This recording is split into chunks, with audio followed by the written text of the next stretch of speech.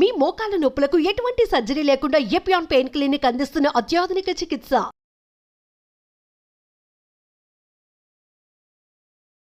Welcome to Suman TV. నేను మీ నవీన్. ప్రస్తుతం మనతో acupuncture healer doctor Venkat Jajula గారు ఉన్నారు. హాయ్ సార్, నమస్తే అండి. నమస్తే అండి.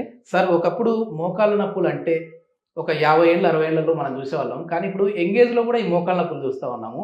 వీటికి ఎట్లాంటి శస్త్రచికిత్సలు లేకుండా ఆక్యుపెంచర్లో మోకాళ్ళ నొప్పులు తగ్గించుకోవచ్చు అని చెప్పేసి నేను విన్నాను, మీ వీడియోస్ కూడా చూసాము.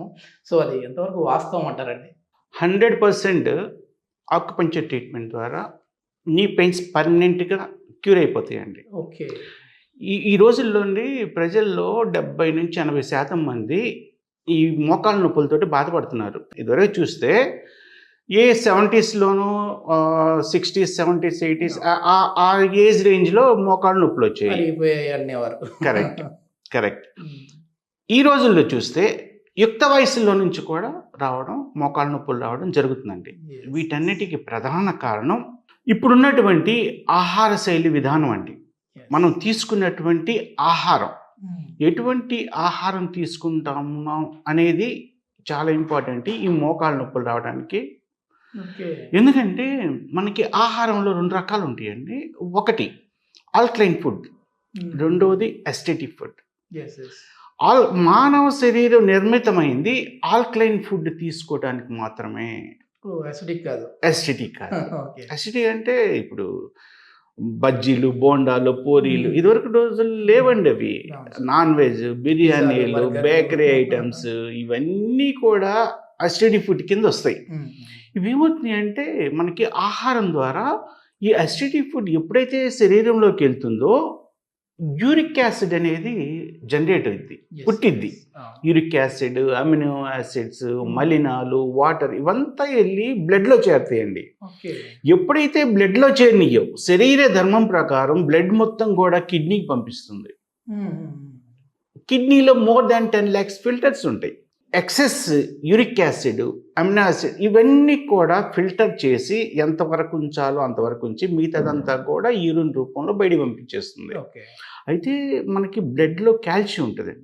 ఈ కాల్షియం యూరిక్ యాసిడ్ ఏం చేస్తుందంటే కాల్షియం మొత్తం తినేసిద్ది బ్లడ్లో. అది తినేసి మళ్ళీ ఇంకెక్కడ కాల్షియం ఉందని చూస్తే మనకి ఇది స్కెల్టన్ అండి. మనకి రక్త మాంసాలు లేకపోతే మనకి ఈ విధంగా ఉంటుంది మన శరీరంలో.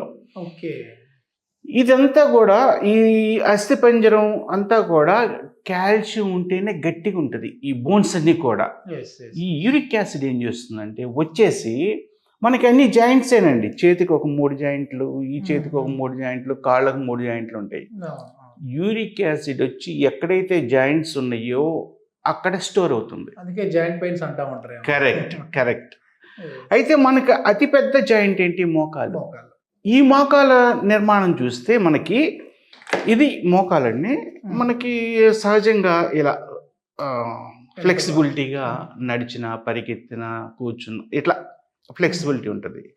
ఇది తొడ ఎముక, ఇది కాలి ఎముక. తొడ ఎముక రక్షణ కార్టిలేజ్, కాలెముక రక్షణ ఈ కార్టిలేజ్ ఉంటుంది. ఈ 2 కార్టిలేజ్ అరిగిపోకుండా మినస్కస్ ఉంటుంది మధ్యలో. ఎప్పుడైతే సైనోవియల్ ఫ్లూయిడ్ కూడా ఉంటుంది, గ్రీజ్ టైప్. వెహికల్స్ లో గ్రీజ్ పెడతారు, ఇక్కడేమో మనకి న్యాచురల్ గా గుజ్జు ఉంటుంది, సైనోవియల్ ఫ్లూయిడ్ అంటాం. అది ఏంటంటే ఇవన్నీ అరిగిపోకుండా మంచిగా సరి చూసుకుంటారు. కరెక్ట్. ఎప్పుడైతే యూరిక్ యాసిడ్ వచ్చిందో దాని ఉద్దేశం ఏంటంటే కాల్షియం పీల్చాలి, కానీ ఇవన్నీ అడ్డుకున్నాయని ఫస్ట్ ఇవన్నీ తినేసింది.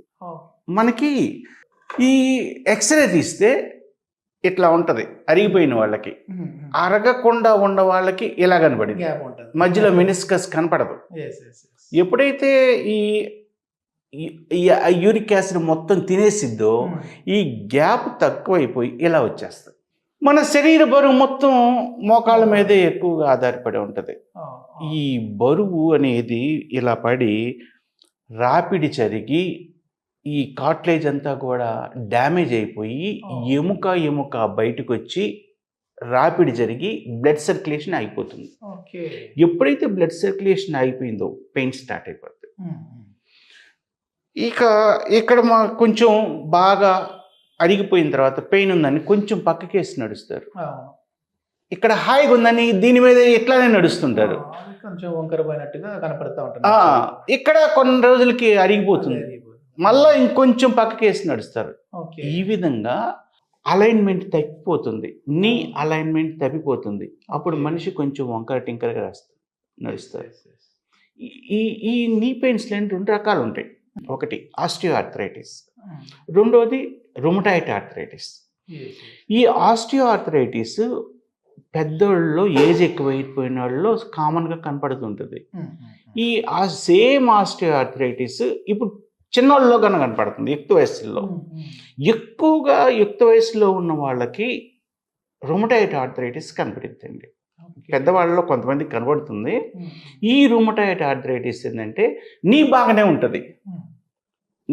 ఉంటుంది, ఆ చుట్టుపక్కల ఉన్నటువంటి కండరాల టిష్యూస్ డ్యామేజ్ అయిపోయి, ఎందుకంటే ఈ డ్యామేజ్లో ఈ టిష్యూస్లో వాటర్ చేరి వాపు వచ్చి అసలు విపరీతమైనటువంటి బాధపడుతుంటారండి. అట్లా పనుకుంటే నిద్రే పట్టదు. మెయిన్ ఎందుకంటే మనకి రోగ నిరోధక శక్తి అనేది ఉంటుంది శరీరంలో. ఎప్పుడైతే ఈ రోగ నిరోధక శక్తి మన మీద తిరగబడిందో అంటే ఆటో ఇమ్యూనిటీ సిస్టమ్గా మారుతుంది. ఎప్పుడైతే ఆటో ఇమ్యూనిటీ సిస్టమ్గా మారిందో మన శరీరాన్నే తినేస్తుంటుంది, తన శత్రువుగా భావించి తినేస్తుంటుంది. ఇమ్యూనిటీ పవర్ తక్కువగా ఉండకూడదు. ఇమ్యూనిటీ పవర్ తక్కువ ఉంటే వైరస్ బ్యాక్టీరియాలు వచ్చినా కానీ ఎఫెక్టివ్గా కిల్ చేయలేదు. జబ్బులు బయటపడుతున్నా కానీ అది చూస్తూ కూర్చుంటుంది.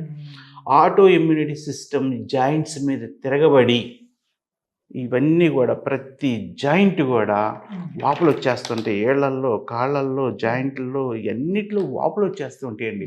అది రుమటాయిడ్ ఆర్థరైటిస్.